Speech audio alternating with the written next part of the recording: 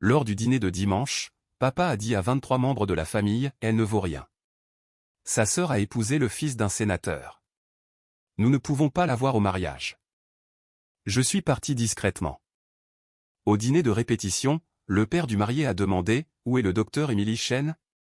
Je dois la remercier, elle a sauvé la vie de mon petit-fils. Papa a blêmi. Le dîner du dimanche a commencé comme tous les autres, avec mon père faisant l'éloge de ma sœur Sarah, tandis que je restais assise au bout de la table, pratiquement invisible. C'était le 15 mars 2024. 15h47. Je me souviens de l'heure exacte, car je vérifiais mon téléphone, espérant trouver une excuse pour partir plus tôt. J'aurais dû faire confiance à cet instinct. Toute ma famille élargie s'était réunie chez mes parents, à Westchester. Ils étaient tous là, les 23 membres. Tantes, oncles, cousins, grands-parents. La salle à manger était bondée, les répets de l'odeur du rôti de ma mère, et du bruit des conversations qui se chevauchaient. Sarah était assise à la droite de mon père, sa bague de fiançailles accrochant la lumière à chaque fois qu'elle bougeait. Un énorme diamant de 3 carats, que son fiancé, Marcus Thornton, lui avait offert il y a 6 mois. Marcus Thornton, dont le père se trouvait être le sénateur Richard Thornton de New York. Mon père n'avait cessé d'en parler depuis les fiançailles. Sarah épouse l'une des familles les plus éminentes de l'État, a-t-il annoncé, probablement pour la 15e fois cet après-midi-là, sa voix dominant toutes les autres conversations. Le sénateur Thornton lui-même sera au mariage. Vous imaginez? Un sénateur des États-Unis à notre mariage familial. Ma mère rayonnait. Nous sommes si fiers de toi, ma chérie. Sarah a souri gracieusement, jouant avec sa bague. Marcus est merveilleux. Toute sa famille est merveilleuse. Je me suis concentré sur mon assiette, coupant mon rôti en morceaux, de plus en plus petits. C'était mon rôle lors des réunions de famille. Être silencieuse, être petite, ne pas attirer l'attention. Le mariage aura lieu au domaine des Thornton, a poursuivi mon père. 300 invités. Le gouverneur pourrait même être présent. Ma cousine Jennifer s'est penchée en avant. C'est incroyable, Sarah. Tu dois être tellement excitée. Je le suis, a dit Sarah. Puis, elle m'a jeté un coup d'œil, juste une seconde. Quelque chose a vacillé dans ses yeux. De la pitié, peut-être, ou de la supériorité. Ce sera un événement très exclusif. Seules certaines personnes sont invitées. Ma tante Linda Harry. Eh bien, bien sûr. On ne peut pas inviter tout le monde dans le domaine d'un sénateur. C'est à ce moment-là que mon père a posé sa fourchette. Le bruit du métal heurtant la porcelaine a fait lever les yeux à plusieurs personnes.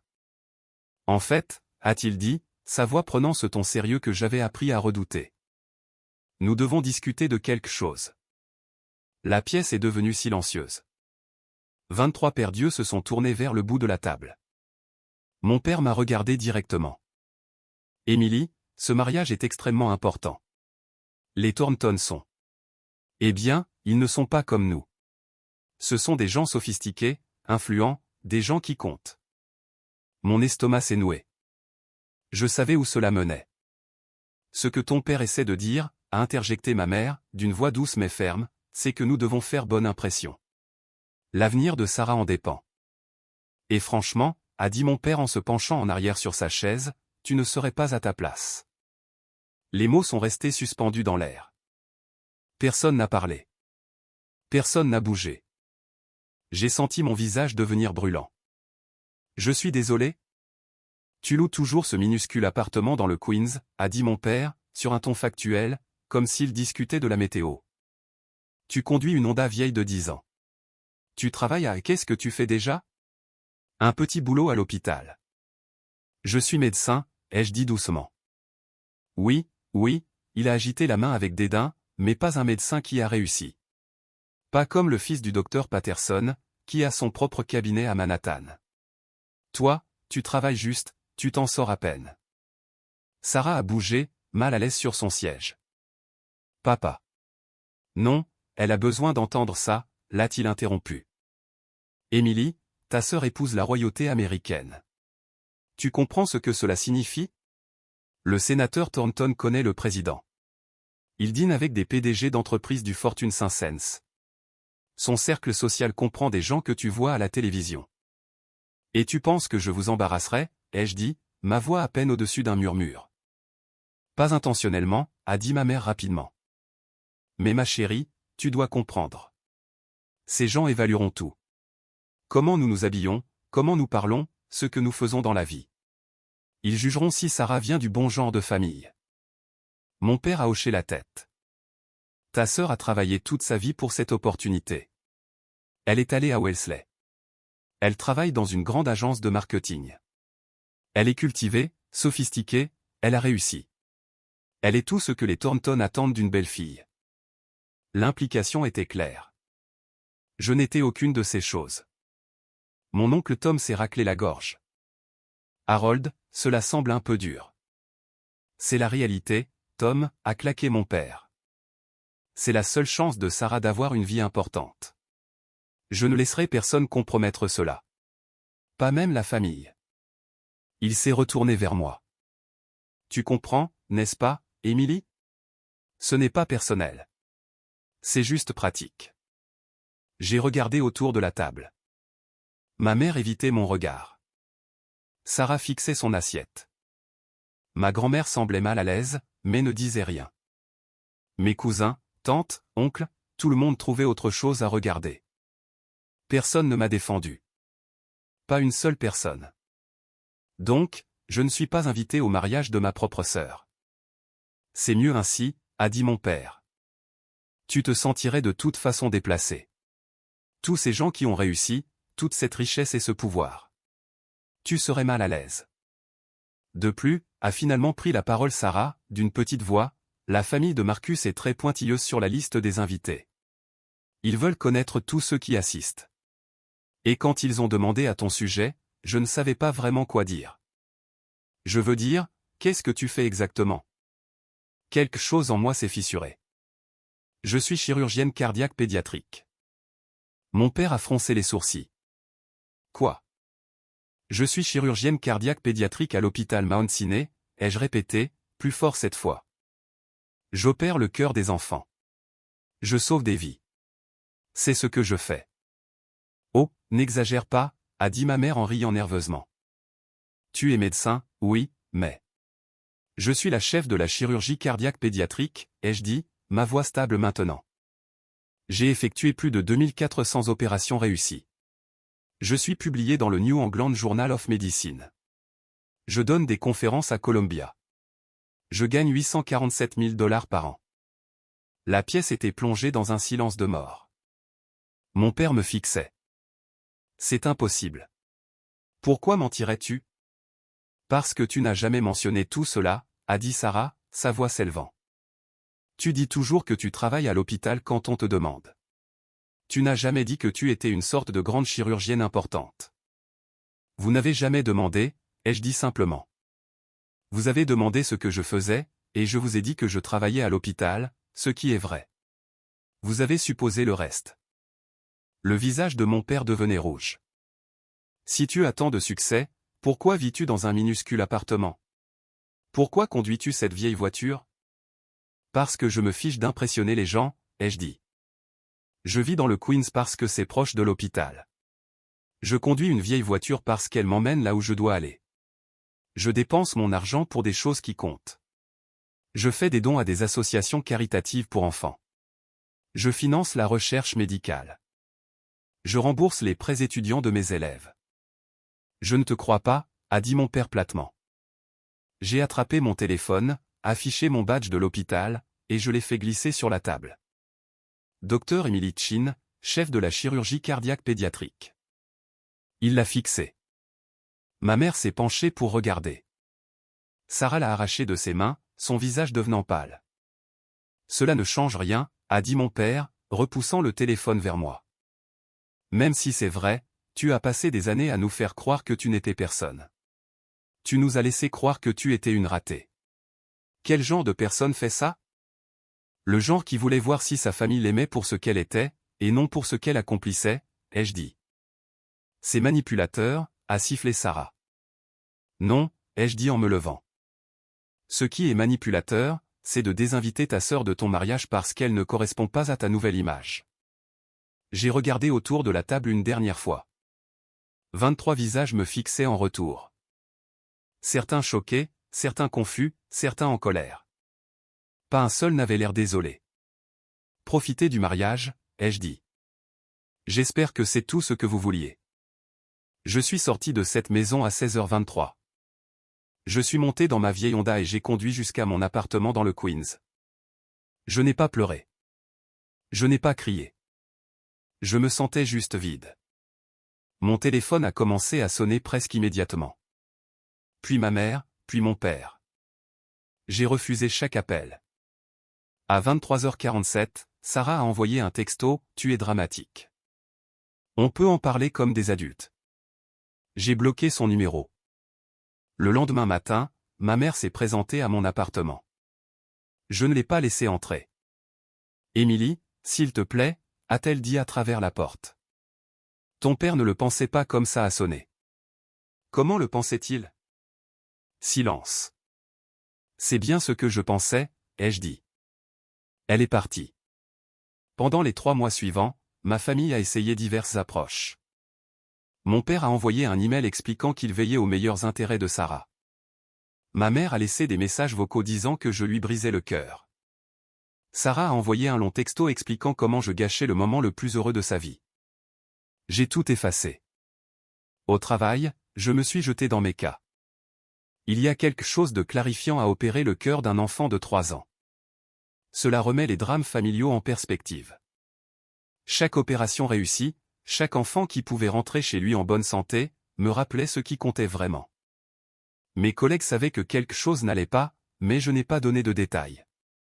Le docteur Patricia Williams, mon mentor et l'ancienne chef avant moi, m'a coincé un jour dans le salon des chirurgiens. « Tu travailles trop » a-t-elle dit. « Je vais bien. » Émilie. Elle s'est assise en face de moi. « Je te connais depuis 12 ans. Tu ne vas pas bien. » Je lui ai tout raconté. Elle a écouté sans m'interrompre, son visage devenant plus sérieux à chaque détail. Quand j'ai fini, elle est restée silencieuse un long moment. « Je suis désolée » a-t-elle finalement dit. « C'est inadmissible. C'est comme ça. » « Non » a-t-elle dit fermement. « Ce n'est pas comme ça. Ta famille ne te mérite pas, Émilie. Tu es l'une des meilleures chirurgiennes avec qui j'ai jamais travaillé. Tu as sauvé plus d'enfants que la plupart des médecins ne le feront dans toute leur carrière. Tu es brillante, compatissante, dévouée. S'ils ne peuvent pas voir ça, ils sont aveugles. Ils voient ce qu'ils veulent voir. Alors laisse-les voir la vérité. » Elle a fait une pause. « Le mariage de Sarah est dans 2 semaines, c'est ça? Je n'y vais pas. Je ne suggère pas que tu devrais y aller. » Le docteur Williams a souri légèrement. « Mais tu sais à quel point la communauté médicale est petite à New York. Les nouvelles circulent. Si quelqu'un mentionnait ton travail aux bonnes personnes. » J'ai secoué la tête. Je n'essaie pas de les embarrasser. « Je ne parle pas d'embarras » a-t-elle dit. « Je parle de vérité. Tu as caché ta lumière trop longtemps, Émilie. Peut-être qu'il est temps de la laisser briller. » Je n'ai pas répondu, mais ces mots sont restés en moi. Le mariage était prévu pour le samedi 8 juin, au domaine de la famille Thornton à Greenwich, dans le Connecticut. Je le savais, parce que ma mère m'avait envoyé 17 emails à ce sujet avant que je ne bloque aussi son adresse. J'ai travaillé un double tour ce jour-là, effectuant 2 chirurgies complexes, un enfant de 4 ans avec une communication interventriculaire, et un enfant de 7 ans avec une tétralogie de Fallot. Tous 2 réussis, les 2 enfants stables et en convalescence. Je suis rentré à la maison à 20h30. Épuisée, mais satisfaite. J'ai commandé des plats à emporter, je me suis changé pour mettre des vêtements confortables, et je me suis installé pour regarder un documentaire. Mon téléphone a sonné à 21h15. Numéro inconnu. J'ai failli ne pas répondre. Allô? Docteur Chin? Une voix de femme, professionnelle et nette. Oui. C'est Catherine Thornton. Je suis la femme du sénateur Thornton, et la mère de Marcus. Je me suis redressé. Madame Thornton. Comment avez-vous eu ce numéro? Votre hôpital m'a donné votre service de garde, et ils m'ont passé. Je m'excuse d'appeler si tard, mais c'est urgent. Elle a fait une pause. Docteur Chin, j'ai besoin de votre aide. Est-ce que quelqu'un est blessé? Mon petit-fils, le garçon de mon fils Jonathan, Charlie, il a 3 ans. Il s'est effondré cet après-midi pendant le dîner de répétition. Nous l'avons transporté d'urgence à l'hôpital de Greenwich. Ils l'ont stabilisé, mais les médecins ici disent qu'il a besoin d'une opération immédiate. Une malformation cardiaque congénitale complexe qu'il n'avait pas détectée plus tôt. Mon esprit est passé immédiatement en mode médecin.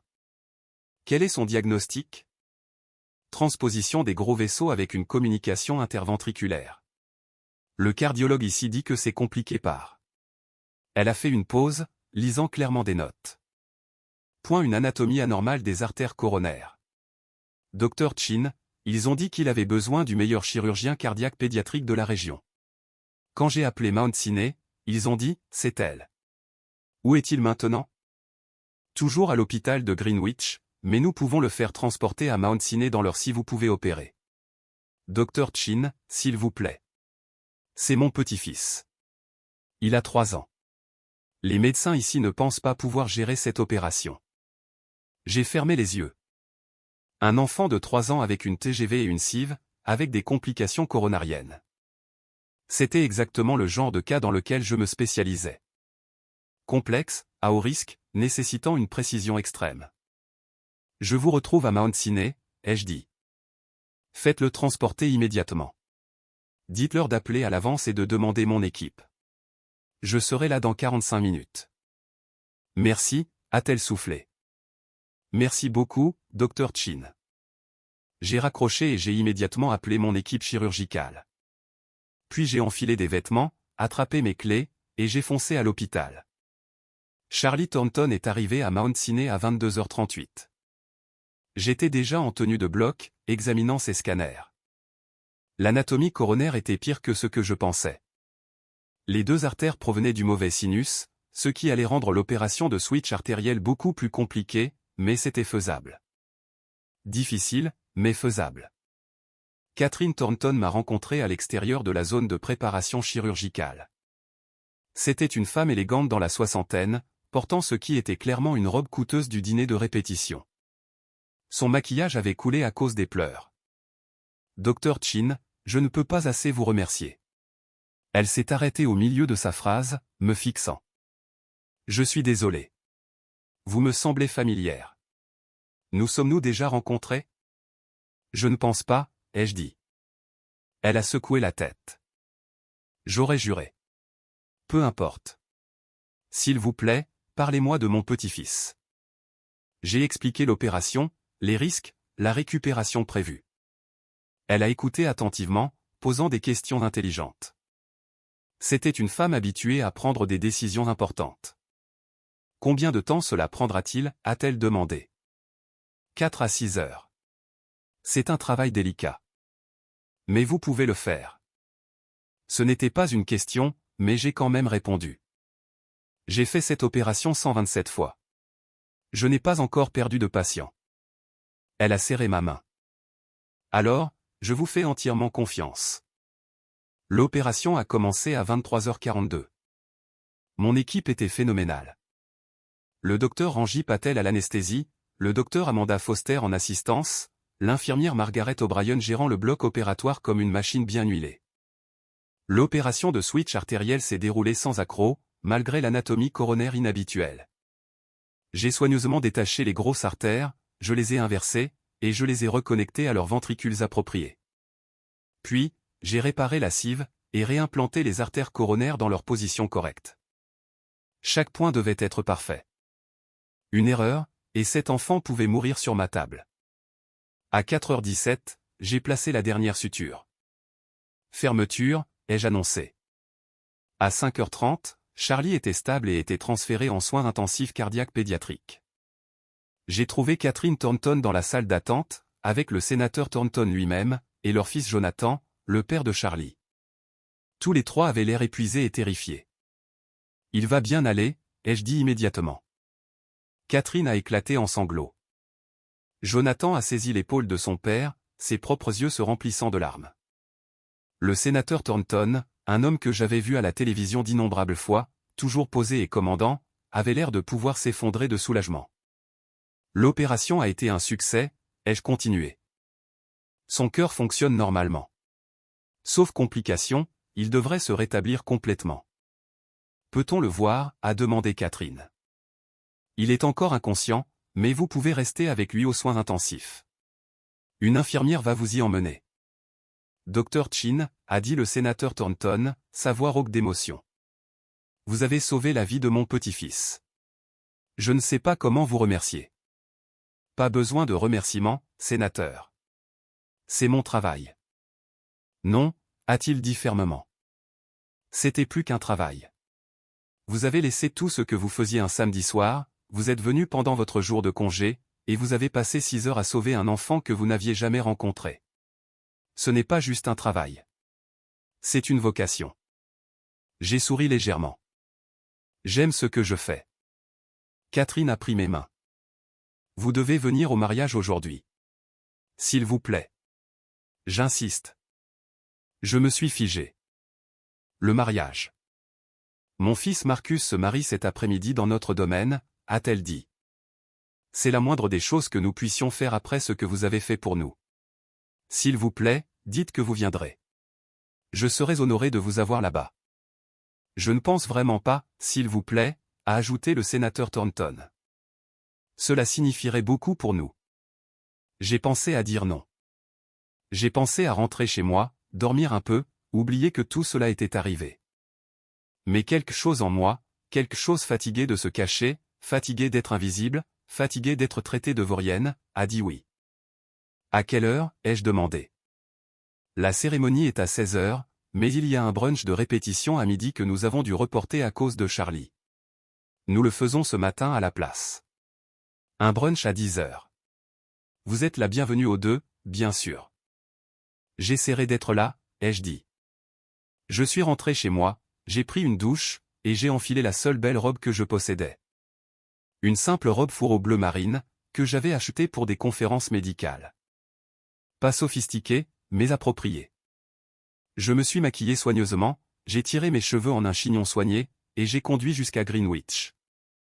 Le domaine des Thornton était exactement aussi impressionnant que je l'avais imaginé. Un immense manoir de style colonial sur 8 hectares de terrain parfaitement entretenu. Une tente blanche avait été installée sur la pelouse pour la cérémonie, et je pouvais voir des ouvriers s'affairer, effectuant les derniers préparatifs. Je suis arrivé au brunch de répétition à 10h47. Un valet a pris ma voiture. Un membre du personnel m'a dirigé vers la terrasse où le brunch était servi. Et là, assise à une longue table, se trouvait toute ma famille. Ma mère m'a vu la première. Sa bouche s'est ouverte. Mon père s'est tourné, suivant son regard, et s'est complètement figé. Sarah, assise à côté de Marcus Thornton, avait l'air d'avoir vu un fantôme. Emily, a chuchoté ma mère. Avant que je puisse répondre, Catherine Thornton s'est approchée, avec le sénateur Thornton à ses côtés. Tout le monde, a-t-elle appelé, attirant l'attention des quelques 50 invités. Je veux vous présenter quelqu'un de très spécial. Voici le docteur Emily Chin, la chirurgienne qui a sauvé la vie de notre petit-fils Charlie la nuit dernière. La terrasse entière a éclaté en applaudissements. Je suis resté là, figé, alors que Catherine me tirait vers la table. Le docteur Chin a effectué une opération d'urgence à 2 heures du matin, et a passé 6 heures à sauver Charlie. Il va se rétablir complètement grâce à elle. Le sénateur Thornton a levé son verre. Au docteur Chin, l'une des meilleures chirurgiennes du pays, et un être humain remarquable. Au docteur Chin. Tout le monde a repris en chœur. Le visage de mon père était passé de pâle à rouge vif. Ma mère avait l'air de pouvoir s'évanouir. Sarah agrippait le bras de Marcus si fort que ses articulations étaient blanches. « S'il vous plaît, asseyez-vous avec nous », a dit Catherine, me guidant vers la table d'honneur, juste à côté de l'endroit où mes parents étaient assis. Je me suis assise. Mon père a ouvert la bouche, puis l'a fermée, puis l'a ouverte à nouveau. « Emily » a-t-il finalement réussi à dire. « Qu'est-ce que tu fais ici ?» Madame Thornton m'a invité, ai-je dit calmement. « Mais... comment connais-tu les Thornton ?» Je vous l'ai dit, a dit Catherine en entendant. Elle a sauvé la vie de Charlie. Mon petit-fils a subi une chirurgie cardiaque d'urgence la nuit dernière. Le docteur Chin est la chef de la chirurgie cardiaque pédiatrique à Mount Sinai. Ma mère a émis un petit bruit d'étouffement. Marcus s'est tourné vers Sarah. Ta sœur est le docteur Emily Chin? Le docteur Emily Chin? Sarah a hoché la tête, muette. Chérie, a dit Marcus, sa voix confuse. Pourquoi n'as-tu pas mentionné que ta sœur est l'une des chirurgiennes cardiaques pédiatriques les plus renommées de New York? Mon père essaie d'obtenir une réunion avec elle depuis des mois. Elle a conseillé sur la politique de santé. Elle a révolutionné des techniques chirurgicales. Je ne savais pas, a chuchoté Sarah. Comment as-tu pu ne pas savoir que ta propre sœur est célèbre, a demandé Marcus. Je ne suis pas célèbre, ai-je interjeté doucement. Je suis juste bonne dans mon travail. Juste bonne? Le sénateur Thornton a ri. Docteur Chin, vous êtes modeste. J'ai lu vos articles sur la chirurgie cardiaque mini-invasive chez les nourrissons. Un travail révolutionnaire. La communauté médicale vous considère comme l'une des plus grandes expertes dans le domaine. Mon père me fixait comme s'il ne m'avait jamais vu auparavant. J'ai essayé de vous le dire, ai-je dit, à lui, lors du dîner il y a 3 mois. Vous ne m'avez pas cru. Tu as dit que tu étais chirurgienne, a-t-il dit faiblement. Tu n'as pas dit que tu étais. Ça. Vous n'avez pas demandé. Jonathan Thornton, le père de Charlie, est arrivé à ce moment-là avec son téléphone. Docteur Chin, je viens d'envoyer une photo de vous à ma femme par texto. Elle veut vous remercier personnellement quand elle se réveillera. Elle est restée assise avec Charlie toute la nuit. Pas besoin, ai-je dit. Je suis juste heureuse qu'il aille bien. Charlie est en vie grâce à vous, a dit Jonathan, la voix épaisse. Mon fils va pouvoir grandir parce que vous avez accepté de tout laisser tomber un samedi soir. Notre famille vous doit une dette que nous ne pourrons jamais rembourser. Il m'a serré dans une étreinte étroite. Par-dessus son épaule, je pouvais voir ma famille regarder. Les yeux de ma mère étaient remplis de larmes. Mon père avait l'air d'avoir reçu un coup de poing dans l'estomac. Sarah chuchotait urgemment à Marcus. Le brunch a continué. J'ai essayé de manger, mais les gens n'arrêtaient pas de venir me remercier, me poser des questions sur mon travail, me parler de leurs propres membres de famille ayant des problèmes cardiaques. Catherine m'a présenté à ce qui semblait être chaque invité, répétant à chaque fois l'histoire de l'opération de Charlie. Ma famille n'a rien dit. Ils sont restés assis là, à regarder, alors que les Thornton et leurs invités me traitaient comme une héroïne honorée. À un moment donné, mon père a essayé de m'approcher. Émilie, nous devons parler. Pas maintenant, ai-je dit doucement. Mais. Pas maintenant, papa. Il a reculé. La cérémonie de mariage à 16h était magnifique. Marcus et Sarah ont échangé leurs vœux sous la tente blanche, tandis que 300 invités regardaient. Sarah était magnifique dans sa robe Vera Wang. Marcus avait l'air heureux. J'étais assise au 5e rang, à côté d'un membre de l'Assemblée de l'État et d'un juge fédéral. Ma famille était assise au 2e rang, mais je pouvais sentir qu'ils se retournaient pour me regarder tout au long de la cérémonie. À la réception, Catherine a insisté pour que je m'assoie à la table familiale. Vous avez sauvé la vie de Charlie, a-t-elle dit. Vous êtes de la famille maintenant. Donc, je me suis assise à la table d'honneur, à côté du sénateur Thornton, tandis que mes parents et ma famille élargie étaient assis à la table 7. Pendant le dîner, le sénateur s'est penché vers moi. Je dois vous demander, Docteur Chin, votre famille semble surprise par votre présence. Nous ne sommes pas très proches, ai-je dit prudemment. Il m'a étudié un instant. Je vois. Eh bien, leur perte est notre gain. Je pensais vraiment ce que j'ai dit à propos de vouloir vous rencontrer. Je travaille sur une législation sur les soins de santé, spécifiquement concernant l'accessibilité aux soins cardiaques pédiatriques. J'aimerais avoir votre avis. Je serais heureuse d'aider, sénateur. S'il vous plaît, appelez-moi Richard. À 20h30, alors que la réception battait son plein, ma mère m'a finalement coincé près de la table des desserts. Émilie, s'il te plaît. Nous devons parler. De quoi? De tout. De quoi? De ce que papa a dit à propos du mariage. À propos. Elle a fait un geste impuissant. De tout ça. Qu'est-ce que tu veux que je dise, maman? Je veux que tu nous pardonnes, a-t-elle dit, les larmes coulant sur son visage. Nous avons fait une terrible erreur. Nous ne savions pas. Vous ne vouliez pas savoir, l'ai-je interrompu. J'ai essayé de vous le dire. À ce dîner, je vous ai dit que j'étais chirurgienne cardiaque. Papa a dit que j'exagérais. Tu as ri. Nous n'avons pas compris. Vous n'avez pas cherché à comprendre. Je n'étais pas assez bien pour le mariage de Sarah, parce que je ne correspondais pas à votre image. Parce que je conduisais une vieille voiture, et vivais dans le Queens. Vous m'avez jugé sur les apparences, pas sur qui je suis réellement. Nous sommes désolés, a-t-elle sangloté. Êtes-vous désolé pour ce que vous avez fait? Ou êtes-vous désolé d'avoir eu tort? Elle n'a pas répondu. C'est bien ce que je pensais, ai-je dit. Mon père est apparu alors, le visage tiré. Émilie, ta mère a raison. Nous avons fait une erreur. Une terrible erreur. Mais tu dois comprendre. Je n'ai rien à comprendre, ai-je dit. Tu m'as traité de vaurienne devant toute la famille. Tu as dit que j'embarrasserais Sarah. Tu m'as désinvité du mariage de ma propre sœur, parce que tu avais honte de moi. Nous ne savions pas que tu avais réussi, a-t-il dit désespérément. Est-ce que cela aurait eu de l'importance si ce n'était pas le cas, ai-je demandé. Si j'étais juste un médecin ordinaire, gagnant un salaire ordinaire, vivant une vie ordinaire, est-ce que cela me rendrait sans valeur? Est-ce que cela justifierait de m'exclure? Il a ouvert la bouche, mais aucun mot n'est sorti. Tu m'as appris que ma valeur en tant que personne dépend de ce que j'accomplis, de combien d'argent je gagne, de qui je connais.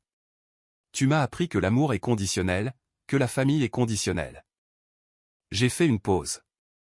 Eh bien, félicitations. J'ai appris la leçon. Émilie, s'il te plaît. Je dois y aller, ai-je dit. J'ai impatient à voir. Je me suis éloigné d'eux, traversant la réception, passant devant les invités qui dansaient, les arrangements floraux élaborés, et la sculpture de glace en forme de 2 cygnes. J'ai trouvé Catherine et je l'ai remerciée pour son hospitalité. J'ai félicité Marcus et Sarah, qui ont à peine réussi à me parler, et puis je suis parti. Je suis retourné à Mount Sinai et j'ai vérifié l'état de Charlie. Il était réveillé, groggy mais stable. Ses parents étaient là, épuisés mais reconnaissants. Comment te sens-tu, mon grand, ai-je demandé à Charlie. Il m'a fait un faible signe du pouce levé. Tu es un garçon costaud, ai-je dit. Tu vas t'en sortir. Sa mère, Amanda, m'a pris la main. Merci, Dr. Chin. Merci de m'avoir rendu mon fils. Je vous en prie. C'est ça le truc avec mon travail. À la fin de la journée, je sais que j'ai fait une différence réelle et tangible dans le monde. Je sauve des vies. Je rends leurs enfants aux parents. Je rends leur avenir aux enfants. Ma famille ne pourrait jamais comprendre cela, car ils mesurent le succès en signes de dollars, en statut social, et en apparence. Ils ne voyaient pas ma valeur parce que je ne l'affichais pas. Je ne portais pas de vêtements chers, je ne conduisais pas de voiture de luxe, et je ne citais pas de noms importants lors des fêtes. Je faisais juste mon travail. Je sauvais des vies, et c'était assez pour moi. Au cours de la semaine suivante, mon téléphone n'a cessé de sonner. Mon père a appelé 47 fois. Ma mère a appelé 53 fois. Sarah a appelé 31 fois. Divers tantes, oncles et cousins ont appelé plus de 60 fois au total. Je n'ai pas répondu. Ils ont envoyé des emails, des SMS, même des lettres livrées à mon immeuble, disant tous la même chose. Nous sommes désolés. Nous avons fait une erreur. S'il te plaît, pardonne-nous. S'il te plaît, reviens dans la famille. Certains étaient sincères. La lettre de ma grand-mère était touchante et apologétique. L'email de l'oncle Tom était réfléchi, et reconnaissait leur échec. Mais la plupart portaient sur ce que je pouvais faire pour eux maintenant. Ma cousine Jennifer voulait que je regarde les dossiers médicaux de sa fille. Tante Linda demandait si je pouvais faire entrer son mari dans un essai clinique. Mon père a envoyé un email expliquant à quel point avoir une chirurgienne célèbre dans la famille serait merveilleux pour leur statut social. Même Sarah a envoyé un long texto disant que la famille de Marcus n'arrêtait pas de demander de mes nouvelles, et si je pouvais s'il te plaît assister à quelques dîners avec eux. Ils n'avaient toujours pas compris. 3 semaines après le mariage, Catherine Thornton m'a invité à déjeuner chez elle. Juste nous deux. Je voulais m'excuser, a-t-elle dit autour d'un saumon et d'asperges, pour vous avoir mise dans cette position au mariage. Je ne connaissais pas votre situation familiale. Vous n'avez pas à vous excuser, ai-je dit. Vous m'avez invité parce que j'ai aidé Charlie. C'est tout. Tout de même, a-t-elle dit. C'était clairement inconfortable pour vous. J'ai vu la réaction de votre famille, le choc sur leur visage. Elle a fait une pause. Ils ne savaient pas, n'est-ce pas? Pour votre carrière. Ils savaient que j'étais médecin. Ils ont juste supposé que je n'avais pas réussi. Pourquoi les avez-vous laissés penser cela? J'ai réfléchi à la question. Parce que je voulais savoir s'ils m'aimeraient quand même, si je leur suffirais juste en étant moi, sans le titre, ni le salaire, ni le prestige. J'ai souri tristement. Il s'avère que non. Catherine a tendu la main à travers la table et a serré la mienne. C'est leur perte, Émilie. Vraiment. Nous avons parlé pendant 2 heures de médecine, de famille, de la pression des attentes. Catherine était chaleureuse, intelligente, perspicace. Au moment de partir, j'avais l'impression de m'être fait une véritable amie. Cette amitié a grandi au cours des mois suivants. Catherine m'a invité à des événements caritatifs, des dîners, des sorties culturelles. Elle m'a présenté à des gens qui sont devenus de véritables amis, des gens qui m'appréciaient pour qui j'étais, et non pour ce que je pouvais faire pour eux. Le sénateur Thornton m'a effectivement invité à consulter sur sa législation sur la santé. J'ai passé des heures à travailler avec son équipe politique, fournissant une expertise médicale sur l'accessibilité aux soins cardiaques pédiatriques. Le travail était épanouissant et important. Charlie s'est rétabli magnifiquement. Je l'ai vu pour des rendez-vous de suivi toutes les quelques semaines, le regardant devenir plus fort et plus sain. Ses parents m'envoyaient des photos de lui courant, jouant, vivant la vie qu'il n'aurait peut-être pas eue sans cette opération. Ma famille a continué d'essayer. 6 mois après le mariage, ma mère s'est présentée à l'hôpital. La sécurité m'a appelé. Docteur Chin, il y a une Patricia Chin ici pour vous voir. Elle dit qu'elle est votre mère. Dites-lui que je suis en chirurgie. Serez-vous disponible plus tard? Non. À Noël, ils ont envoyé un énorme panier cadeau à mon appartement. Des chocolats coûteux, du vin, des plats gastronomiques, une carte signée par tout le monde. Tu nous manques. S'il te plaît, reviens à la maison. Je l'ai donné à un refuge pour sans-abri. Pour mon anniversaire en février, toute ma famille s'est présentée dans un restaurant où ils avaient découvert, je ne sais comment, que j'avais fait une réservation avec des amis. Ils étaient tous là, les 23, s'entassant autour de notre table, faisant une scène. Surprise, a crié ma mère. Nous voulions célébrer avec toi. Mes amis avaient l'air mal à l'aise. Je me suis levé, j'ai posé de l'argent sur la table pour couvrir mon repas, et j'ai dit, nous partons. Émilie, attends, a commencé mon père. Non, ai-je dit fermement.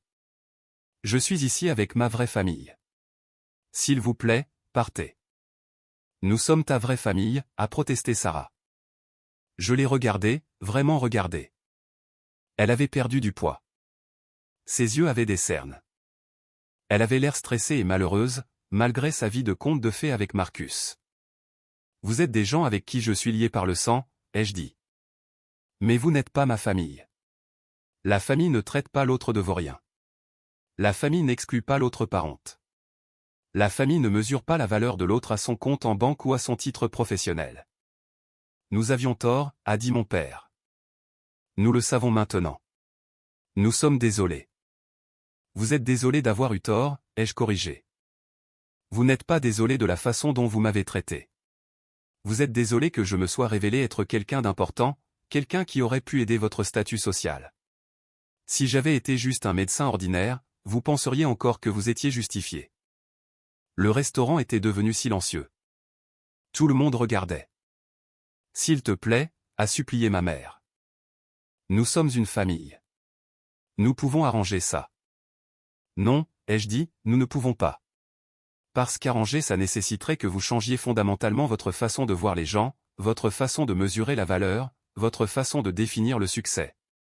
Et je ne pense pas que vous en soyez capable. Je suis sorti avec mes amis. Ma famille n'a pas suivi.